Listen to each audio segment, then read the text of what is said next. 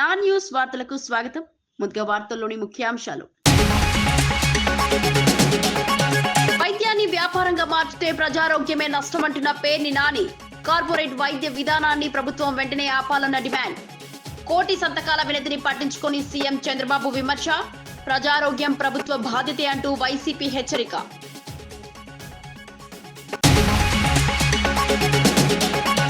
పోలవరానికి పొట్టి శ్రీరాములు పేరు పెట్టాలన్న నాగబాబు. మహనీయుల త్యాగాలకు గౌరవం ఇవ్వాలని డిమాండ్. చారిత్రాత్మక ప్రాజెక్టుకు చరిత్ర పురుషుడి పేరు కావాలని వెల్లడి. జగనన్న పేర్ల రాజకీయానికి ముగింపు కావాలని ఫైర్.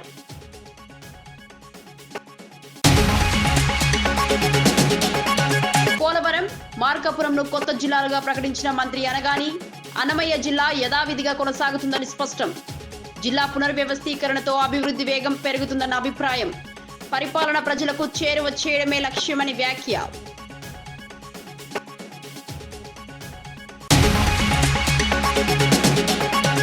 ఆరు డిఏలు ఇంకా పెండింగ్ లోనే ఉన్నాయని హరీష్ రావు ఆరోపణ.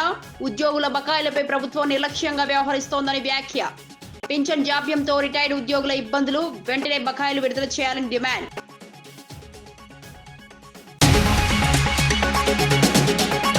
రాష్ట్రంలో నేరాలు గణనీయంగా తగ్గాయని డీజీపీ హరీష్ గుప్తా వెల్లడి. 2025 పోలీస్ పనితీరు నివేదిక విడుదల. కఠిన పోలీసింగ్తో నేర నియంత్రణలో పురోగతి. ప్రజల భద్రతే పోలీసుల ప్రధాన లక్ష్యమని స్పష్టం.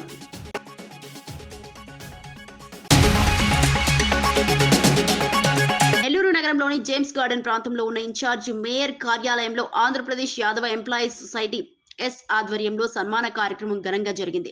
నెల్లూరు నగరపాలక సంస్థ ఇన్ఛార్జ్ మేయర్ గా బాధ్యతలు స్వీకరించిన రూప్ కుమార్ యాదవ్ ను ఈ సందర్భంగా సొసైటీ సభ్యులు హృదయపూర్వకంగా సత్కరించారు. ఎస్ ఫౌండర్ మరియు రాష్ట్ర అధ్యక్షులు డి వెంకటేశ్వర్లు, జిల్లా అధ్యక్షులు ఎన్ రవీంద్ర ఆధ్వర్యంలో నిర్వహించిన ఈ కార్యక్రమంలో దాదాపు 300 మందికి పైగా యాదవ ఉద్యోగులు పాల్గొన్నారు. ముందుగా ఇన్ఛార్జ్ మేయర్ చేత కేక్ కట్ చేయించి శుభాకాంక్షలు తెలిపారు. అనంతరం గజమాల వేసి శాలువాతో సత్కరించి అభినందనలు తెలియజేశారు. 2022లో బీఆర్ఎస్ ప్రభుత్వం విడుదల చేసిన జీవో ప్రకారమే ప్రస్తుతం ప్రభుత్వం ముందుకెళ్తోందని మంత్రి ఉత్తమ్ కుమార్ రెడ్డి స్పష్టం చేశారు. ఒకే అబద్ధాన్ని పదే పదే చెప్పి నిజమని నమ్మించేందుకు ప్రయత్నం చేస్తున్నారని బీఆర్ఎస్ పై విమర్శలు చేశారు. కృష్ణా నదిలో 45 టీఎంసీల వాటాకు అప్పట్లో బీఆర్ఎస్ పార్టీని ఒప్పుకుందని గుర్తు చేశారు. పాలమూరు, రంగారెడ్డి ప్రాజెక్టును 90 టీఎంసీల సామర్థ్యంతో పూర్తి చేసే బాధ్యత తమ ప్రభుత్వానిదని చెప్పారు. సాగునీటి ప్రాజెక్టుల విషయంలో ప్రజలను తప్పుదారి పట్టించడమే ప్రతిపక్ష లక్ష్యమని ఆరోపించారు. వాస్తవాలు ప్రజల ముందుంచుతామని, ప్రాజెక్టు పూర్తి చేసి రైతులకు న్యాయం చేస్తామని ఉత్తమ్ కుమార్ రెడ్డి భరోసా ఇచ్చారు. దాంట్లో ఎవరికి అనుమానం అవసరం లేదు. అయితే వాళ్ళు, ఇది మీ కాపీ కూడా ఇస్తున్నా, 18 ఆగస్టు 2022లో ఈ 90 టీఎంసీని వాళ్ళు ఏం చెప్పారంటే 45 TMC savings in minor irrigation and మరో 45 టీఎంసీ గోదావరి వాటర్స్ డైవర్షన్ అని వాళ్లే ఇచ్చిన జియో. మేము వాళ్ళు ఇచ్చిన దానికి అనుగుణంగానే ముందుకు పోతున్నాము. మేము దానికి ఇచ్చిన అనుగుణంగా ముందుకు పోతే సిడబ్ల్యూసి నుంచి, మినిస్ట్రీ ఆఫ్ జలశక్తి నుంచి రిప్లై వచ్చిందంటే ఇప్పుడు ఆ గోదావరి డైవర్షన్ 45 టీఎంసీ, ఇన్ఫాక్ట్ మాకు రిప్లై వచ్చిందంటే ఈ గోదావరి జలాల నుంచి మీరు అడుగుతున్న 45 TMC Godavari waters diversion the it is sub judice అనే పదం వాడినరు. As it is Palamuru Rangareddy project 90 టీఎంసీతో కట్టాల్సిందే, కడతాము. ఈ టర్మ్ లో 90 టీఎంసీతో పూర్తి చేస్తాము. మీరు 10 ఏళ్లలో పూర్తి చేయలేదు, మేము పూర్తి చేస్తాము, 12 లక్షల ఎకరాలు నీళ్ళు ఇస్తాము. మీరు పదే పదే అబద్ధాలు చెప్పి జనాన్ని మిస్గైడ్ చేసే ప్రయత్నం చేయకండి. పోలవరం, మార్కాపురంను కొత్త జిల్లాలుగా ఏర్పాటు చేయనున్నట్లు మంత్రి అనగానే వెల్లడించారు. అన్నమయ్య జిల్లా యథావిధిగా కొనసాగుతుందని స్పష్టం చేశారు. అయితే జిల్లా కేంద్రంగా రాయచోటికి బదులుగా మదనపల్లిని ఎంపిక చేస్తున్నట్లు తెలిపారు. రాయచోటిని ప్రత్యేక నియోజకవర్గంగా అభివృద్ధి చేస్తామని ముఖ్యమంత్రి చంద్రబాబు హామీ ఇచ్చారని గుర్తు చేశారు. పరిపాలనను ప్రజలకు మరింత చేరువ చేయడమే జిల్లాల పునర్వ్యవస్థీకరణ లక్ష్యమని చెప్పారు. కొత్త జిల్లాల ఏర్పాటుతో అభివృద్ధి వేగం పెరుగుతుందని, ప్రభుత్వ సేవలు త్వరగా అందుతాయని మంత్రి పేర్కొన్నారు. అన్ని ప్రాంతాలకు సమాన న్యాయం చేయడమే ప్రభుత్వ ధ్యేయమని తెలిపారు. గజెట్ ఇచ్చిన తర్వాత పబ్లిక్ నుంచి వచ్చిన రెస్పాన్స్ బట్టి మనకి ఎక్కడెక్కడైతే మండలాలు మారాలో, ఎక్కడెక్కడైతే డివిజన్స్ కావాలో అవన్నీ కూడా మనం ఏర్పాటు చేయడం జరిగింది. నూతనంగా రంపచోడవరం అంటే పోలవరం ఎట్ రంపచోడవరం, ఎందుకంటే పోలవరం అనేది ఈ రాష్ట్రానికే ఒక మంచి పేరున్నటువంటి మనకంటే మనం పోలవరాన్ని సోమవారంగా పెట్టుకుని మనం గతంలో కూడా చాలా కార్యక్రమాలు చేసాం. ఇది మనకి ఒక నాడి అని చెప్పి జీవనాడి అని చెప్పి చెప్పుకున్నాం కాబట్టి ఆ పేరు ఉండాలనే లక్ష్యంతో పోలవరం జిల్లాగా ఒకటి ఏర్పాటు చేసి రంపచోడవరం నియోజకవర్గాన్ని దాన్ని అభివృద్ధి చేయాలని చెప్పేసి, అలాగే ఎక్కడైతే పోలవరం విలేజ్ ఉందో దాన్ని కూడా రాబోయే రోజుల్లో అభివృద్ధి చేసి ఆ ప్రాంతానికి కూడా రెవెన్యూ పరంగా కూడా ఒక డివిజన్ ఇవ్వాలని చెప్పేసి కూడా ముఖ్యమంత్రి గారు కాంక్షించారు. అది రాబోయే రోజుల్లో కూడా చేయాలని చెప్పేసి మేము చేస్తూ ఉన్నాం. దాదాపుగా 25 మార్పులతో మనకి ఈ 17 జిల్లాలు మనం చేసాము. అంటే కొన్ని మండలాల మార్పులు అలా ఉన్నాయి. ముఖ్యంగా అయితే ప్రజలు కాంక్షించారు గూడూరులో నుండి 3 మండలాల్ని నెల్లూరులో తీసుకురావటం. ఎప్పటి నుంచో గూడూరు ప్రజలు నెల్లూరుకి చాలా దగ్గరగా ఉన్నాం, మేము తప్పకుండా అటు వెళ్ళాలని చెప్పేసి వారు కోరారు. అందుకనే కోట, చిలకూరు మండలం, గూడూరు మండలం మనం నెల్లూరుకు తీసుకొస్తా ఉన్నాం. అలాగే కింద ఉన్నటువంటి 2 మండలాన్ని మనం తిరుపతిలో పెడతా ఉన్నాం. దాని ద్వారా ఏమవుతుందంటే దుగ్గరాజపట్నం పోర్ట్ కిందకు ఉంటుంది తిరుపతి జిల్లాలో, పైకి కృష్ణపట్నం పోర్ట్ మొత్తం కూడా అటు. ఎందుకంటే ఇంతకుముందు గత ప్రభుత్వం చేసింది ఎక్కడ కూడా ప్రాపర్గా ఆలోచించకుండా ప్రాజెక్టుకు పొట్టి శ్రీరాములు పేరు పెట్టాలని ఎమ్మెల్సీ నాగబాబు డిమాండ్ చేశారు. రాష్ట్రానికి సేవ చేసిన మహనీయుల పేర్లు పథకాలకు పెట్టడం ద్వారా వారి త్యాగాలను స్మరించుకోవచ్చని అన్నారు. గత వైసీపీ ప్రభుత్వం ప్రతి పథకానికి జగనన్న పేరును పెట్టిందని విమర్శించారు. కూటమి ప్రభుత్వం ఆ విధానానికి ముగింపు పలికి రాష్ట్రానికి నిజంగా సేవ చేసిన మహనీయుల పేర్లను గౌరవించే దిశగా ముందుకెళ్తోందని తెలిపారు. ప్రజాప్రతినిధులు కూడా ఈ విషయంలో వినతి పత్రాలు ఇచ్చి ఉద్యమంగా ముందుకు రావాలని పిలుపునిచ్చారు. పోలవరం వంటి చారిత్రక ప్రాజెక్టుకు పొట్టి శ్రీరాములు పేరు పెట్టడం రాష్ట్ర గౌరవాన్ని పెంచుతుందని ఆయన అభిప్రాయపడ్డారు. ఇది భవిష్యత్ తరాలకు స్ఫూర్తిగా నిలుస్తుందన్నారు. అన్ని పేర్లు అతనే, అది కాదు కదా. మనం మహానుభావులైన నాయకులకి, మహానుభావులైన దేశం కోసం, రాష్ట్రం కోసం త్యాగం చేసిన మహానుభావుల పేర్లు పెట్టుకోవటం, వాళ్ళని తలుచుకోవటం అనేది మన కనీసపు ధర్మం. ఆ విషయంలో మాత్రం మా నాయకుడు, మనందరికీ నాయకుడైనటువంటి పవన్ కళ్యాణ్ గారిని చూసి మనందరూ సంతోషపడాలి. ఎందుకంటే కొత్తగా ఏర్పడిన 5 గోదావరి జిల్లాలకి వాటర్ ప్రాజెక్టు జలధార, పొట్టి శ్రీరాములు జలధార అనేటువంటి ఒక ప్రాజెక్టుకి శంకుస్థాపన చేసి దానికి ప్రజలందరికీ నీరు అందిస్తున్నటువంటి పవన్ కళ్యాణ్ గారిని చూసి నేను చాలా గర్వపడ్డాను. ఎందుకంటే మా నాయకుడు ఒక మహానుభావుడి పేరు ఆ స్కీమ్కి, జలధారకు పెట్టడం అనేది నిజంగా చాలా గర్వించాను ఆ రోజు. అదేవిధంగా ఆయన ఒకటి ప్రపోజ్ చేశారు, రేపు పోలవరం ప్రాజెక్టుకి పొట్టి శ్రీరాములు గారి పేరు సూచించారు. బట్ కూటమిలో ఉన్నాం కాబట్టి అందరి యాక్సెప్టెన్స్తో ముందుకెళ్ళాలి. నేనైతే మాత్రం పవన్ కళ్యాణ్ గారు చెప్పిన ఆ మాటని ఖచ్చితంగా పోలవరానికి ఆయన పేరు పెట్టాలి. పేరు పెట్టి ఆయన చేసిన త్యాగానికి రుణం తీర్చుకోవాల్సిన అవసరం ఈ ప్రభుత్వంలో ఉన్నటువంటి ప్రతి ఎమ్మెల్యేకి, ప్రతి ఎమ్మెల్సీకి, ప్రతి ఎంపీకి, ప్రతి పౌరుడికి ఉంది. ఆంధ్రప్రదేశ్ పౌరుడికి ఖచ్చితంగా ఆ పేరు ఆయన పెట్టాలని చెప్పి నేనైతే బలంగా ఆయన సూచనని సమర్థిస్తున్నాను. మీరందరూ కూడా సమర్థిస్తారని నమ్ముతున్నాను.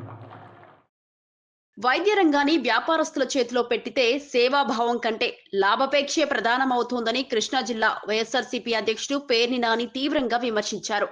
ప్రభుత్వ నిర్ణయాన్ని వ్యతిరేకిస్తూ ప్రజలతో పాటు కూటమిలో భాగస్వామ్యమైన జనసేన శ్రేణులు కూడా గవర్నర్కు 1,000 సంతకాలతో వినతి పత్రం సమర్పించాలని గుర్తు చేశారు. ప్రజలు స్వచ్ఛందంగా ముందుకు వచ్చి సంతకాలు పెట్టడం ఈ నిర్ణయంపై ఉన్న వ్యతిరేకతకు నిదర్శనమని అన్నారు. అయినప్పటికీ ముఖ్యమంత్రి చంద్రబాబు తన నిర్ణయాన్ని పునఃపరిశీలించకపోవడం దురదృష్టకరమని విమర్శించారు. వైద్యం అనేది మానవ సేవతో ముడిపడి ఉందని, దానిని కార్పొరేట్ లాభాల కోసం వాడుకోవడం వల్ల సామాన్య ప్రజలపై భారమవుతోందని పేర్కొన్నారు. ప్రజారోగ్యాన్ని కాపాడాల్సిన బాధ్యత ప్రభుత్వానిదేనని పేర్ని నాని స్పష్టం చేశారు. తప్పు తెలుసుకోవట్లేదు, తప్పు తెలుసుకోకపోగా ఇంకా ప్రెస్టేజీగా మాట్లాడుతున్నారు. ఇవాళ ప్రజలు కోరుకునేది ఏంటి? ఈ రాష్ట్రంలో ఉన్నటువంటి ప్రజలు కానీ, వ్యవస్థలు కానీ కోరుకునేది ఆంధ్రప్రదేశ్ రాష్ట్రంలోనే కాదు, భారతదేశం మొత్తం కూడా విద్య గాని, వైద్యం గాని ఈ రెండు కూడా ప్రభుత్వ రంగంలోనే ఉండాలి, ప్రభుత్వాల చేతుల్లోనే ఉండాలి, పాలకుల చేతుల్లోనే ఉండాలి తప్పితే అదొక బాధ్యతగా ప్రభుత్వాలు భావించాలి తప్పితే ఏ పరిస్థితుల్లో ప్రైవేట్ రంగం దాన్ని ఆ కబంధ హస్తాల్లోకి వెళ్ళిపోతే ప్రజలు సర్వనాశనం అవటం అనేది కూడా ఆ జ్ఞానం లేకపోవటం ఎంత దురదృష్టం ఈ రాష్ట్రానికి. ప్రభుత్వ ఉద్యోగులకు సంబంధించి 6 డిఏలు ఇప్పటికే పెండింగ్ లోనే ఉన్నాయని మాజీ మంత్రి హరీష్ రావు ఆందోళన వ్యక్తం చేశారు. ఉద్యోగులు, విశ్రాంత ఉద్యోగులు తమ న్యాయమైన బకాయిల కోసం ఎదురు చూస్తున్నారని అన్నారు. పింఛన్ బకాయిల సమయానికి రాకపోవడం వల్ల 39 మంది రిటైర్డ్ ఉద్యోగులు మరణించారన్న విషయం బాధాకరమని పేర్కొన్నారు. ఇది ప్రభుత్వ నిర్లక్ష్యానికి ప్రత్యక్ష ఉదాహరణగా అభివర్ణించారు. ఉద్యోగులు రాష్ట్ర పరిపాలనకు వెన్నెముక లాంటివారని, వారి సమస్యలను విస్మరించడం తగదని అన్నారు. బకాయిల చెల్లింపులో జాప్యం చేయకుండా వెంటనే విడుదల చేయాలని ప్రభుత్వాన్ని డిమాండ్ చేశారు. ఉద్యోగుల ఆర్థిక భద్రతను ప్రభుత్వం నిర్లక్ష్యం చేస్తే పాలనపై తీవ్ర ప్రభావం పడుతుందని హరీష్ రావు హెచ్చరించారు. నా సిద్దిపేటలో ఒక డాక్టర్ జగత్ Kumar Reddy, retired JD veterinary, పొద్దున్నే నా దగ్గరికి వచ్చి అన్నా కొద్దిగా అసెంబ్లీలో మాట్లాడు, నేను అక్టోబర్ 2024లో రిటైర్ అయినా, ఇంతవరకు ₹1 రాలేదు, హైకోర్టుకు పోయి ఆర్డర్ తెచ్చుకున్నా అయినా రాలేదు, హైకోర్టులో కంటెంప్ట్ వేస్తే కూడా వాయిదాలు అడుగుతూ ప్రభుత్వం మమ్మల్ని ఇబ్బందులు పెడతా ఉంది. మా రిటైర్డ్ ఉద్యోగుల పెన్షన్ బెనిఫిట్లు ఇప్పించండి, చావు బతుకుల్లో ఉన్నటువంటి మమ్మల్ని కాపాడండి, 30-35 ఏళ్లు ప్రభుత్వానికి సేవ చేసినటువంటి రిటైర్డ్ ఉద్యోగులను ఈ రకంగా వేధించడం ప్రభుత్వానికి తగదు, దయచేసి ప్రభుత్వం దృష్టికి తీసుకుపోండి అని చెప్పి పొద్దున్నే నా ఇంటికి 7 గంటలకే వచ్చి కూర్చున్నాడు సార్. నేను బయటకు వచ్చేసరికి ఏంది ఇంత పొద్దున్న వచ్చినావంటే, ఇట్లా ఉందన్న ఆరోగ్యం బాగాలేదని చెప్పమంటే బట్టి గారికి చెప్తా తప్పకుండా ఈరోజు నేను మాటించి వచ్చి ఈరోజు చెప్తా ఉన్నాను అధ్యక్ష. అదేవిధంగా అధ్యక్ష, సిపిఎస్ ఉద్యోగులను ఓపీఎస్గా మారుస్తామని ఆ రోజు కాంగ్రెస్ పార్టీ ఎన్నికల్లో హామీ ఇచ్చింది. మరి ఎప్పటిలోగా ఓల్డ్ పెన్షన్ స్కీమ్ అమలు చేస్తారు? మరి ఈలోపు గత 2 సంవత్సరాల నుంచి సిపిఎస్ కింద రాష్ట్ర ప్రభుత్వం కట్టాల్సిన కాంట్రిబ్యూషన్ డబ్బులను కూడా మీరు కట్టకుండా దాన్ని దారి మళ్లిస్తా ఉన్నారు. అసలు కాంట్రిబ్యూషను కట్టలేరు, ఓపీఎస్ తేకపోవడం వల్ల 2 లక్షల మంది సిపిఎస్ ఉద్యోగుల భవిష్యత్తు ఈరోజు ప్రశ్నార్థకంగా మారుస్తా ఉన్నారు. దయచేసి సిపిఎస్ కాంట్రిబ్యూషన్ కట్టండి, ఓపీఎస్ విధానాన్ని ఇచ్చిన మాటకు కట్టుబడి తక్షణమే అమల్లోకి తేవాలని చెప్పి మీ ద్వారా కోరుతున్నాం అధ్యక్ష. అదేవిధంగా పోలీస్ డిపార్ట్మెంట్లో కూడా అధ్యక్ష, సరెండర్ లీవులు 5 సరెండర్ లీవులు పెండింగ్ లో ఉన్నాయి, టీఏలు రావట్లేదు. శాసనసభలో సభ్యులు హుందాగా వ్యవహరించేలా చర్యలు తీసుకోవాల్సిన అవసరం ఉందని BJP MLA Katipalli Venkataramana Reddy speaker గడ్డం ప్రసాద్ కు విజ్ఞప్తి చేశారు. శూన్య గంటలో సభ్యులు పలు అంశాలపై మాట్లాడిన సందర్భంగా సభా సాంప్రదాయాలు పాటించాల్సిన అవసరాన్ని ఆయన గుర్తు చేశారు. ప్రజాస్వామ్య వ్యవస్థలో శాసనసభకు ప్రత్యేక గౌరవం ఉందని, ఆ గౌరవాన్ని సభ్యుల ప్రవర్తన ద్వారానే నిలువబెట్టుకోవాల్సి ఉంటుందని అన్నారు. సభలో వ్యక్తిగత ఆరోపణల కన్నా ప్రజా సమస్యలపై చర్చ జరగాలని సూచించారు. ప్రజల ఆశయాలను ప్రతిబింబించే వేదికగా సభ ఉండాలన్నారు. సభ్యుల ప్రవర్తన ప్రజలకు సందేశం ఇస్తుందని, కాబట్టి సంయమనం, హుందాతనం అవసరమని కాటిపల్లి వెంకటరమణారెడ్డి స్పష్టం చేశారు. వాటిని కనీసం రికార్డ్స్లోకి కూడా తీసుకునే పరిస్థితులు లేకుండా మీడియా ముందట మాట్లాడుతూ పోతుంటే, ఆఖరికి మీడియా వాళ్ళు కూడా క్లాస్మేట్స్, చిన్ననాటి మిత్రులు ముఖ్యమంత్రి గారు అయినట్టు ముఖ్యమంత్రి రేవంత్ రెడ్డి లేకపోతే మాజీ ముఖ్యమంత్రి చంద్రశేఖరరావు అని చెప్పి సింగులర్ వర్డ్లు మాట్లాడి, ప్రధానమంత్రి మోడీ అని మాట్లాడి చిన్ననాటి మిత్రులతో సంబోధించే పరిస్థితికి మీడియా కూడా వచ్చిందంటే దానికి కారణం రాజకీయ నాయకులమైన మనం అనేది మీరు గ్రహించాలి. బూతులు మాట్లాడడమే రాజకీయ లక్షణం అనుకుంటే అది అవలక్షణం అనేది నా అభిప్రాయం. దయచేసి సభలో ఉన్నటువంటి పెద్దలందరూ కూడా చంద్రశేఖరరావు గారి నుంచి మొదలు పెడితే ఇప్పుడున్న ముఖ్యమంత్రి రేవంత్ రెడ్డి గారి వరకు, మధ్యలో ఉన్న మంత్రులు కానీ, ఇక్కడున్న ఎమ్మెల్యేలు కానీ, కొత్తగా ఎన్నికైన మాలాంటి వాళ్ళు కానీ, రానున్న శాసనసభకు వచ్చే సభ్యులు కొత్త వారికి కూడా మంచి సందేశాన్ని ఇవ్వాలని, మంచి సభా సాంప్రదాయాన్ని ఇవ్వాలని, రాజకీయంలో మనము మంచి పేరు తెచ్చుకోవాలనేది అందరి సభ్యుల్ని నేను కోరుతున్నాను. మీడియా ముందట నోటికొచ్చినట్టు మనం మాట్లాడడం వల్ల మనల్ని మనం దిగజారుస్తూ ప్రజల్లో చెడు పేరు తీసుకొస్తున్నాం అనేది ఆలోచించాలి. ఇకపోతే హైదరాబాద్ పట్టణం వరల్డ్ క్లాస్ అంటారు, మన మాటలేమో థర్డ్ క్లాస్కి పోతున్నాయి. ఈ వరల్డ్ క్లాస్ థర్డ్ క్లాస్ని కొంచెం చూసుకుంటూ ప్రజలందరూ కూడా గమనిస్తున్నారు. కాబట్టి మీరు సభను అధ్యక్ష మీరు ఖచ్చితంగా ఇది చెప్పాల్సిన అవసరం ఉన్నదని తెలియజేస్తున్నారు. శ్రీ జాఫర్ హుస్సేన్ గారు, మినిస్టర్ గారు. గౌరవ సభ్యులు వెంకటరమణారెడ్డి గారు చెప్పిన ప్రస్తావన చాలా ముఖ్యమైనది అధ్యక్ష. ప్రతి పార్టీకి సంబంధించిన సీనియర్లు, ఆ వ్యవస్థ అందరూ కూడా అదే విధమైన సదాభిప్రాయంతో పోతే ప్రజాస్వామ్యం చాలా పటిష్టంగా ఉంటుంది. సార్ ఈరోజు వారు అనుభవం గల నాయకులు అధికార పక్షంలో ఉండి అనేక సందర్భాల్లో కూడా నేను చెప్తా ఉన్నప్పటికీ ఈరోజు ఎవరు మాట్లాడినా తప్పేమంటున్నాము సార్, ఎవరు మాట్లాడినా తప్పేమంటున్నారు. ఆ ప్రస్తావన సార్, ఆ ప్రస్తావనకు సంబంధించి వెంకటరమణారెడ్డి గారు చేసిన ప్రస్తావన గురించి నేను ప్రజాస్వామ్యానికి సంబంధించిన అంశం విషయంలో వారు కూడా ఒక హెల్దీ ప్రాక్టీస్ని చేసుకోవాలని వారు కోరిరు. డెఫినెట్లీ డెమోక్రటిక్ ప్రాసెస్లో మాకు హుందత్వాన్ని కాపాడే ప్రయత్నంలో అనేక సందర్భాల్లో ముఖ్యమంత్రి గారు కానీ మా సహచరులు కానీ మా సభ్యులు కానీ చాలా హుందాగా మాట్లాడే తీరు కానీ అంశం కానీ తెలంగాణ సంస్కృతికి సంబంధించిన అంశం విషయంలో స్పష్టంగా చాలా మర్యాదగా పోతా ఉన్నాం అధ్యక్ష. ఎక్కడైనా చిన్నగా ఎప్పుడైనా ఉంటే మేము ఈరోజు కూడా చెప్తా ఉన్నాం, మాకు బేషిజాలు లేవు. ఒక గౌరవ సభ్యుడు చెప్పిన అంశాన్ని కూడా దృష్టిలో పెట్టుకొని కేసీఆర్ అసెంబ్లీకి వస్తున్నాడని అనవసర హడావిడి చేయడం సరికాదని ప్రభుత్వ విప్ ఎమ్మెల్యే ఆది శ్రీనివాస్ వ్యాఖ్యానించారు. ప్రభుత్వం ప్రజా సమస్యలపై చర్చించేందుకు పూర్తిగా సిద్ధంగా ఉందని స్పష్టం చేశారు. ప్రతిపక్ష నాయకులు ఆరోపణలకి పరిమితం కాకుండా ప్రజా సమస్యల పరిష్కారానికి స్పష్టమైన సూచనలు ఇవ్వాలని హితవు పలికారు. అసెంబ్లీని రాజకీయ వేదికగా మాత్రమే ఉపయోగించుకోవడం ప్రజాస్వామ్య స్ఫూర్తికి విరుద్ధమని అన్నారు. చర్చలు, సూచనలు, ప్రత్యామ్నాయ విధానాల ద్వారా ప్రజలకు మేలు జరిగే నిర్ణయాలు రావాలని ప్రభుత్వం ఉద్దేశమని చెప్పారు. ప్రజా సమస్యలపై గంభీరంగా మాట్లాడితే ప్రభుత్వం వినేందుకు సిద్ధంగా ఉందని తెలిపారు. రాజకీయ లాభాల కోసం సభను ఉపయోగించుకోవడం కంటే రాష్ట్ర అభివృద్ధి లక్ష్యంగా వ్యవహరించాలని ప్రతిపక్షానికి సూచించారు. సర్కారానికి తగిన సూచనలు సలహాలు ఇస్తారని చెప్పనే భావనలో ఉన్నాం.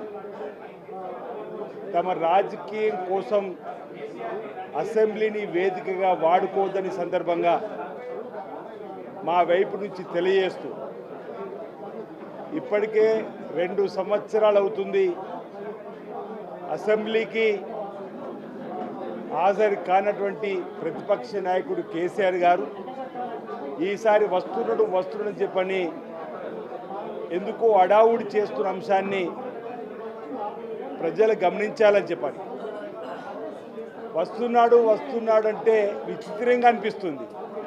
వారు ఎమ్మెల్యేనే కదా, వారు ఎమ్మెల్యే అయిన తర్వాత ప్రతిపక్ష నాయకుడికి ఎంపికైన తర్వాత ప్రజలు ఎమ్మెల్యేగా ఎంపిక చేసిన తర్వాత వెళ్ళాల్సింది అసెంబ్లీకే కదా అనేటువంటి ఆలోచన ఎందుకు వాళ్ళు మరిచిపోతూ ఈ మాట మాట్లాడుతున్నారు మాకు అర్థమవుతుంది. వస్తున్నాడని చెప్పనేటువంటి పదే ఏదో గ్రాఫ్ పెంచుకునే ప్రయత్నం చేస్తుంది. అరే, ఎమ్మెల్యేగా గెలిచిందే అసెంబ్లీకి వెళ్ళమని ప్రజలు పంపినటువంటి సందర్భం. 2 ఏళ్లుగా గైరాజరై 2 ఏళ్లుగా అసెంబ్లీకి డుమ్మా కొట్టి ఈరోజు వస్తుంటే దాన్ని అడావుడిగా చేసేటువంటి సందర్భం సరైనది కాదనే మాట చెప్పే ప్రయత్నం చేస్తూ మేము కూడా అనేక సందర్భాల్లో వారిని రమ్మని ఆహ్వానించినాం. ప్రజలకు సంబంధించినటువంటి చర్చల్లో పాల్గొమ్మని కోరినాం. ఈరోజు ఈ పాలమూరుకు సంబంధించినటువంటి ఎత్తిపోతుల పథకంపైనే కాదు చర్చ, 10 సంవత్సరాల్లో కృష్ణా గోదావరి జలాల్లో జరిగినటువంటి అంశాలపైన, తెలంగాణకు జరిగినటువంటి తీరని అన్యాయం పైన, ఆ తర్వాత 2 ఏళ్లలో గౌరవ ముఖ్యమంత్రి రేవంత్ రెడ్డి నాయకత్వంలో ఉత్తమ్ కుమార్ గారు సాగునీటి రంగంలో మంత్రిగా చేసినటువంటి వాటిపైన కూడా చర్చ చేయడానికి కోసం సంసిద్ధంగా ఉండాలని చెప్పండి. అసెంబ్లీకి అటెండెన్స్ కోసం వచ్చి మళ్ళీ వెళ్ళిపోవడం, మాయం కావడం కాకుండా అసెంబ్లీ జరిగినన్ని రోజులు వారు ఎమ్మెల్యేగా ప్రతిపక్ష నాయకుడు అయినటువంటి మాజీ ముఖ్యమంత్రి హోదాలో వారు ఉండాలి, సూచనలు సలహాలు ఇవ్వాలని చెప్పని ఈ సందర్భంగా మా వైపు నుంచి కోరుతూ, ఈ అసెంబ్లీని మామ అల్లుడు కొడుకులాగా రాజకీయం కోసం మార్చుకోకుండా, లేదంటే అసెంబ్లీలో నేను రాకపోతే ఇద్దరి మధ్య ఉన్నట్టు గొడవలు పెరిగిపోతున్నాయి. నెల జీతం కోసం సభ్యత్వాన్ని కాపాడుకోవడానికి కేసీఆర్ అసెంబ్లీకి వచ్చి వెంటనే వెళ్లిపోయారని ప్రభుత్వ విప్ ఎమ్మెల్యే బీర్లా ఐలయ్య తీవ్ర వ్యాఖ్యలు చేశారు. దళిత స్పీకర్ను ఉద్దేశించి అధ్యక్ష అని పిలవాల్సి వస్తోందన్న భయంతో మైక్ కూడా అడగలేదని విమర్శించారు. దళితులపై కేసీఆర్ కు ఎంత ప్రేమ ఉందో ప్రజలు అర్థం చేసుకోవాలని అన్నారు. సోషల్ మీడియాలో కేసీఆర్ కి ఇచ్చిన హైప్ కు సభలో ఆయన గడిపిన 2 నిమిషాల సమయానికి పొంతన లేదని వ్యాఖ్యానించారు. ప్రజా సమస్యలపై మాట్లాడకుండా అసెంబ్లీని నిర్లక్ష్యం చేయడం ప్రజాస్వామ్యానికి హానికరమని బీర్లా అనుకుంటే కనీసం ఆ దొరకు చనిపోయిన వాళ్లకు నివాళులర్పించాలనే సోయి కూడా లేదు. ఒక దళిత స్పీకర్ ఉంటే కనీసం అధ్యక్ష అని అనాల్సి వస్తుందని అంటే దళితులంతా అంటే చిన్న చూపు. అసెంబ్లీలో 1 నిమిషం మాట్లాడడానికి అధ్యక్ష అని మైకాడడానికి కూడా ఆయనకు నోరు రాలేదు. మరి అలా దళిత పట్ల తెలంగాణ ప్రజల పట్ల ఎంత వివక్షత ఉందో ఇవాళ కేసీఆర్ గారు అసెంబ్లీకి వచ్చే తీరు చూస్తుంటే కనీసం ఇవాళ 0 అవర్లో సుమారు 70-80 మందికి ఎమ్మెల్యేలకు మంత్రులకు అవకాశం ఇచ్చి ఆయా నియోజకవర్గాల సమస్యల గురించి మాట్లాడుతుంటే కనీసం ఆయన ఎన్నుకున్నటువంటి గజ్వేల్ నియోజకవర్గ సమస్యలు కూడా ప్రజల దృష్టికి కానీ ప్రభుత్వం దృష్టికి తేనటువంటి మరి ప్రతిపక్ష నాయకుడు ఏదో ప్రబల్బల్కి వాళ్ళ సోషల్ మీడియాలో వస్తుండు కేసీఆర్ ఏం చేసిండు? హాజరు ఇచ్చి అటెండెన్స్ ఇచ్చిపోయిండు. అది కూడా ఆయన నెల జీతానికి ఆయన సభ్యత్వాన్ని కాపాడుకోవడం కోసం ఫామ్ హౌస్ నుంచి వీరుడు బయలుదేరి 1 నిమిషం కూర్చున్నాడు, లేచి వెళ్ళిపోయిండు. చనిపోయిన వారికి గతంలో రాష్ట్రాలకు సేవ చేసిన వాళ్ళకు కూడా నివాళులర్పణని దౌర్భాగ్య స్థితిలో ఇవాళ ప్రతిపక్ష నాయకుడు అంటే మరి తెలంగాణ ప్రజలు అర్థం చేసుకోవాలి. రాష్ట్రంలో ఈ ఏడాది నేరాలు గణనీయంగా తగ్గుముఖం పట్టినట్లు డీజీపీ హరీష్ కుమార్ గుప్తా వెల్లడించారు. 2025 సంవత్సరానికి సంబంధించిన పోలీసుల పనితీరు నివేదికను విడుదల చేస్తూ ఈ వివరాలను తెలియజేశారు. కఠినమైన పోలీసింగ్, సాంకేతిక పరిజ్ఞానం వినియోగం, ప్రజల సహకారం వల్ల నేర నియంత్రణలో సానుకూల ఫలితాలు సాధ్యమయ్యాయని చెప్పారు. ముఖ్యంగా ఆస్తి నేరాలు, రోడ్డు ప్రమాదాల నియంత్రణలో మెరుగైన పురోగతి కనిపిస్తోందన్నారు. శాంతి భద్రతల పరిరక్షణే పోలీసుల ప్రధాన లక్ష్యమని, భవిష్యత్తులో మరింత సమర్థవంతమైన చర్యలు తీసుకుంటామని తెలిపారు. ప్రజల భద్రతకు ప్రాధాన్యం ఇస్తూ నేరరహిత సమాజం దిశగా పోలీసులు పనిచేస్తున్నారని డీజీపీ స్పష్టం చేశారు. సీసీటీఎన్ఎస్ బేస్డ్ డాటా అంటే మన సీసీటీఎన్ఎస్ మీద ఆధారపడి ఉన్నాము. ఈ CCTNS data January to December వరకు ఈ కంపారిటివ్ లాస్ట్ ఇయర్కి కంపారిజన్గా ఈ సంవత్సరం అట్లాగే చూస్తే లా అండ్ ఆర్డర్లో మేజర్ మనకి తగ్గింది. క్రైమ్ అంటే రైటింగ్స్ దాదాపు మోర్ దెన్ 50% తగ్గినాయి. అట్లాగే bodily non order crime, non law and order crime కూడా అన్ని హెడ్స్లో తగ్గింది. దాదాపు 10% non law and order crime తగ్గింది. ప్రాపర్టీ క్రైమ్ 1.27%, క్రైమ్ అగేన్స్ట్ విమెన్లో 3.81%. అట్లాగే ఎస్సీ ఎస్టీలో మేజర్ క్రైమ్ తగ్గింది 25%. ఇది మన విలేజ్ విజిట్స్లో పోతున్నారు మన ఆఫీసర్స్, అక్కడ పోయి సమస్యలు ఏమున్నాయి ముందే తెలుసుకొని దానికి పరిష్కారం చేస్తున్నారు. ఎన్డీపీఎస్లో బాగా ఫోకస్ పెట్టాము ఈ సంవత్సరం. మీకు తెలిసిన లాస్ట్ ఇయర్కి ఈ సంవత్సరం దాదాపు 8% క్రైమ్ తగ్గింది. ఆల్మోస్ట్ జీరో కల్టివేషన్కి వచ్చేసాను మై స్టేట్కి. ఎకనామిక్ క్రైమ్ కొంచెం పెరిగింది, అది సహజంగా పెరుగుతుంది, అన్ని కంట్రీలు మొత్తం మీద స్టేట్స్లో పెరుగుతుంది. రోడ్ యాక్సిడెంట్స్ కూడా తగ్గినాయి, బట్ మన టార్గెట్స్ ప్రకారంగా తగ్గలేదు. సైబర్ క్రైమ్ బాగా ఇంక్రీజ్ ఉంది. ఇక్కడ క్రైమ్ రిజిస్ట్రేషన్ లో డిక్రీజ్ ఉంది, బట్ ఓవరాల్ గా కంప్లైంట్స్ లో బాగా ఇంక్రీజ్ ఉంది.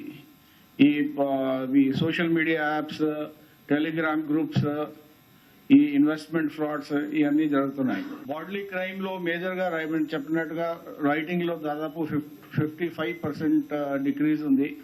మర్డర్స్ తగ్గినాయి ఆల్మోస్ట్ 10%, కిడ్నాపింగ్స్ తగ్గినాయి. హర్ట్, గ్రీవియస్, సింపుల్ 2 హెడ్స్ లో తగ్గినాయి.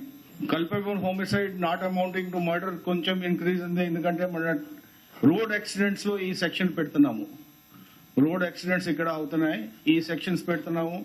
ఎందుకంటే రోడ్ యాక్సిడెంట్స్ లో మేము గట్టిగా నిలబడి ఉన్నాము. రోడ్ యాక్సిడెంట్స్ కోసం ఈ సెక్షన్స్ పెడుతున్నాము. ఈ రౌడీస్ మీద మేము ఈ సంవత్సరం ఒక డ్రైవ్ మాదిరిగా తీసుకున్నాము. దాదాపు పీడీ యాక్ట్ ఒక 153 పర్సన్స్ మీద పీడీ యాక్ట్ పెట్టడం జరిగింది. అట్లాగే 15 మెంబర్స్ మీద ఎక్స్టర్న్మెంట్స్ కూడా పెట్టడం జరిగింది. 11,000 రైతులు యూరియా అందుబాటుపై తీవ్ర ఆందోళనకు గురవుతున్నారని బీఆర్ఎస్ ఎమ్మెల్యే కేసీఆర్ అసెంబ్లీలో ప్రభుత్వాన్ని నిలదీశారు. యాప్ ఆధారంగా యూరియా పంపిణీ చేయడం వల్ల రైతులు గందరగోళానికి లోనవుతున్నారని యాప్ లేకుండా సరఫరా చేయాలని డిమాండ్ చేశారు. మరోవైపు గ్రామాల్లో విద్యుత్ సరఫరా సక్రమంగా లేకపోవడం వల్ల నాట్ల సమయంలో కేవలం 8 గంటలే కరెంటు వస్తోందని విమర్శించారు. ధాన్యం అన్లోడ్ చేయకపోవడం వల్ల రైతులు తీవ్ర ఇబ్బందులు పడుతున్నారని పేర్కొన్నారు. ప్రభుత్వం రైతు సమస్యలను పట్టించుకోకుండా నిర్లక్ష్యంగా వ్యవహరిస్తోందని ఆరోపించారు. వ్యవసాయ రంగమే రాష్ట్రానికి ఆధారం కాబట్టి రైతుల సమస్యలను వెంటనే పరిష్కరించాలని డిమాండ్ చేశారు. ఈసారి ఎక్కువ వేసుకున్నారు అధ్యక్ష. మరి అందరు కూడా మరి నాట్లు పడుతున్నాయి. ఇప్పుడు మరి యూరియా వస్తుందా రాదా అనే భయంలో ప్రతి ఒక్క రైతు కూడా ఆందోళన ఉన్నారు అధ్యక్ష. మరి మీరేమో యాప్ ద్వారా బుక్ చేసుకోవాలనుకుంటున్నారు, అది సాధ్యం కాదు. మరి చాలా మంది రైతులు మీరు ఏదైతే యాప్ ద్వారా మరి యూరియా బుక్ చేసుకోవాలని చెప్పి పెట్టినరో అది సాధ్యం కాదని చెప్పి రైతులు మరి నిన్న మొన్న మరి ఆందోళనతో ఉన్నారు. ఇంకొక విషయం అధ్యక్ష, మరి కరెంటు కూడా 8 నుంచి 9 గంటలు మాత్రమే వస్తుంది అధ్యక్ష. ఇప్పుడు నాట్ల సమయం, మరి ఇప్పుడే 8-9 గంటలు వస్తే మరి రాను రాను ఇంకా ఎండాకాలం వచ్చిన తర్వాత ఏప్రిల్ మేలో ఇంకా ఇబ్బంది అవుతుంది. మరి ఆ పవర్ విషయంలో కూడా చాలామంది ఆందోళనగా ఉన్నారు. ఇంకో విషయం ఏంటంటే మరి చాలా గ్రామాలల్లో మాకు ట్రాన్స్ఫార్మర్లు లేవు, కరెంటు పోల్లు కావాలి, వైరు కావాలి. మరి ఇలాంటి మరి దానికోసం ఎవరైనా రైతులు డిపార్ట్మెంట్కి పోతే మా దగ్గర బడ్జెట్ లేదు, మేమేమి ఇయ్యలేమని చెప్పి మరి ముక్కుసూటిగా మరి రైతుల ముంగట్నే చెప్తున్నారు. ఇది కాకుండా అధ్యక్ష, మరి గతంలో మా దగ్గర మల్లన్న సాగర్ ఉంటుంది అధ్యక్ష, రైతులకు సంబంధించింది.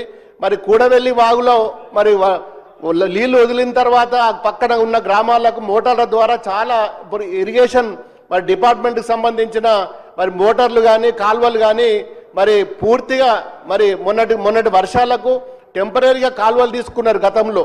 మరి ఆ టెంపరీ కాల్వలు పూర్తిగా మట్టి పూడిక నిండిపోయింది.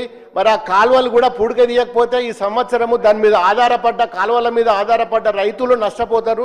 దయచేసి మరి మా మల్లన్న సాగర్ కానీ కొండపోచమ్మ ద్వారా మరి ఆ కాల్వల ద్వారా నీళ్ళు వస్తాయి, సబ్ కెనాల్ల ద్వారా. మరి 2 సంవత్సరాల నుంచి ఇరిగేషన్ డిపార్ట్మెంట్ ఏ ఒక్క రోజు కూడా మరి మల్లన్న సాగర్ మీద కానీ మరి కొండపోచమ్మ మీద కానీ రంగనాయక సాగర్ మీద కానీ ఎన్నో పర్యాయాలు ఎన్నో ఇష్యూస్ ఉన్నాయి. మరి కాలువల మీద కానీ పూడికల తీతం మీద కానీ మరి ఇప్పటి వరకు ఏ ఒక్క రోజు కూడా ఇరిగేషన్ డిపార్ట్మెంట్ కానీ గౌరవ మంత్రి గారు ఉత్తమ్ కుమార్ రెడ్డి గారు కానీ చాలా విన్నపాలు చేసినా ఒక్కరోజు కూడా కనీసం ఆ జిల్లాలో ఏం జరుగుతున్నది, కాలువలు ఏమవుతున్నది, ఇరిగేషన్ ఏమున్నదని చెప్పి ఏ ఒక్క రోజు కూడా కనీసం రివ్యూ మీటింగ్ కూడా పెట్టిన పరిస్థితి లేదు అధ్యక్ష. మరి ఇన్ని సమస్యలున్నా మరి మా సిద్దిపేట జిల్లాల కాళేశ్వరం ద్వారా నందమూరి బాలకృష్ణ సినిమాలు నేటి కాలేజ్ విద్యార్థులు కూడా బెట్టింగ్ వేసుకుని మరీ ఆసక్తిగా చూస్తున్నారని కేంద్ర మంత్రి బండి సంజయ్ వ్యాఖ్యానించారు. బాలకృష్ణ నటనలో సీనియర్ ఎన్టీఆర్ మైమరిపించే శైలి కనిపిస్తోందని ఆయన ప్రశంసించారు. ముఖ్యంగా అఖండ 2 సినిమాలో బాలకృష్ణను చూస్తే పరమేశ్వరుడే ప్రత్యక్షమైన భావన కలుగుతోందని పేర్కొన్నారు. తరతరాల అభిమానాన్ని సంపాదించుకోవడం చాలా అరుదైన విషయమని, ఆ స్థాయిలో బాలకృష్ణ తనకంటూ ప్రత్యేక గుర్తింపు తెచ్చుకున్నారని అన్నారు. సీనియర్ ఎన్టీఆర్ వారసత్వాన్ని కేవలం పేరులోనే కాదు నటనలో కూడా బాలకృష్ణ నిలబెడుతున్నారని చెప్పారు. ఇలాంటి సినిమాలు యువతలో సాంస్కృతిక విలువలు, ఆధ్యాత్మిక భావనను పెంపొందిస్తాయని బండి సంజయ్ అభిప్రాయపడ్డారు. ప్రజలు ఎవరు ఊహించుకుంటలేరు. ఇలా బాలయ్య గారి రూపంలో ఇవాళ ఎన్టీఆర్ తీసుకుంటున్నాం. ఇవాళ అటువంటి యొక్క గొప్ప నటుడు బాలకృష్ణ గారు నిజంగా వారు వేషధారణ వారిని చూస్తుంటే నిజంగా శివుడే ప్రత్యక్షమైనటువంటి పరిస్థితి మనకు కనబడుతుంది. ఆదిలాబాద్ జిల్లాలోని సిమెంట్ ఫ్యాక్టరీని ముఖ్యమంత్రి రేవంత్ రెడ్డి తన భావకు కట్టబెట్టాలని చూస్తున్నారని బీఆర్ఎస్ వర్కింగ్ ప్రెసిడెంట్ కేటీఆర్ తీవ్ర ఆరోపణలు చేశారు. అమిత్ షా ఇచ్చిన హామీ ప్రకారం సిమెంట్ కార్పొరేషన్ ఆఫ్ ఇండియా పరిధిలో ఫ్యాక్టరీని తిరిగి ప్రారంభిస్తామని చెప్పిన మాటలు ఏమయ్యాయని ప్రశ్నించారు. రేవంత్ రెడ్డి జిల్లాకి వచ్చినప్పుడు కాంగ్రెస్ నేతల కన్నా బీజేపీ నేతలే ఎక్కువగా డప్పులు కొడుతున్నారని విమర్శించారు. ప్రజా ఆస్తులను ప్రైవేట్ వ్యక్తులకు అప్పగించడమే లక్ష్యంగా ప్రభుత్వం పనిచేస్తోందని ఆరోపించారు. ఇది ప్రాంతీయ ప్రజల హక్కులకు హరించడమేనని అన్నారు. ఆదిలాబాద్ జిల్లా అభివృద్ధిపై ప్రభుత్వానికి చిత్తశుద్ధి లేదని కేటీఆర్ మండిపడ్డారు. తెరిపిస్తాం, మరి కేంద్రంలో ప్రభుత్వం వచ్చింది కదా, ఎందుకు తెరిపిస్తలేవు? ఆ మాట మాట్లాడే దమ్ము ఎమ్మెల్యేకి లేదు. ఇంకా దానికి ఇక్కడ ఉండే ప్రభుత్వం సహకరిస్తున్నది, కాంగ్రెస్ ప్రభుత్వం. మనం ఉన్న రోజులు అడ్డుకున్నాం, అట్లెట్లా అమ్ముతావా అని. ఇవాళ అడ్డికి పావుషేరు ముఖ్యమంత్రి గారి కుటుంబ సభ్యులే ఆ ఫ్యాక్టరీ కొట్టేసే ప్రయత్నం చేస్తున్నారు. ముఖ్యమంత్రి గారు బాగున్నాడు, ఒక ఆయన బావ వరుసకున్న మనిషి, ఆయన కొట్టేసే ప్రయత్నం చేస్తున్నాడు. నేను మీకు వివరాలు చెప్తా. తప్పకుండా అడ్డుకోవాల్సిన బాధ్యత మన మీద ఉన్నది. వార్తలు ముగించే ముందు ముఖ్యాంశాలు మరోసారి. వైద్యాన్ని వ్యాపారంగా మార్చితే ప్రజారోగ్యమే నష్టమంటున్న పేర్ని నాని. కార్పొరేట్ వైద్య విధానాన్ని ప్రభుత్వం వెంటనే ఆపాలన్న డిమాండ్. కోటి సంతకాల వినతిని పట్టించుకొని సీఎం చంద్రబాబు విమర్శ. ప్రజారోగ్యం ప్రభుత్వ బాధ్యతే అంటూ వైసీపీ హెచ్చరిక.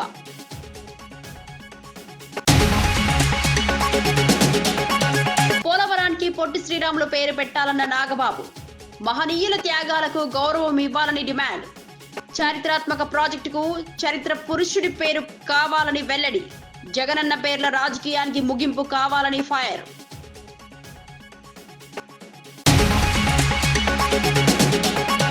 పోలవరం, మార్కాపురంను కొత్త జిల్లాలుగా ప్రకటించిన మంత్రి అనగాని అన్నమయ్య జిల్లా యథావిధిగా కొనసాగుతుందని స్పష్టం. జిల్లా పునర్వ్యవస్థీకరణతో అభివృద్ధి వేగం పెరుగుతుందన్న అభిప్రాయం.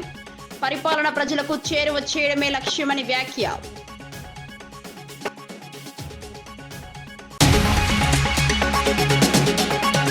6 డిఏలు ఇంకా పెండింగ్ లోనే ఉన్నాయని హరీష్ రావు ఆరోపణ. ఉద్యోగుల బకాయిలపై ప్రభుత్వం నిర్లక్ష్యంగా వ్యవహరిస్తోందని వ్యాఖ్య. పింఛన్ జాప్యంతో రిటైర్డ్ ఉద్యోగుల ఇబ్బందులు, వెంటనే బకాయిలు విడుదల చేయాలని డిమాండ్.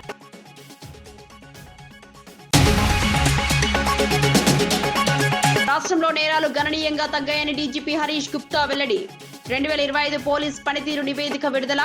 కఠిన పోలీసింగ్ తో నేర నియంత్రణలో పురోగతి. ప్రజల భద్రతే పోలీసుల ప్రధాన లక్ష్యమని స్పష్టం.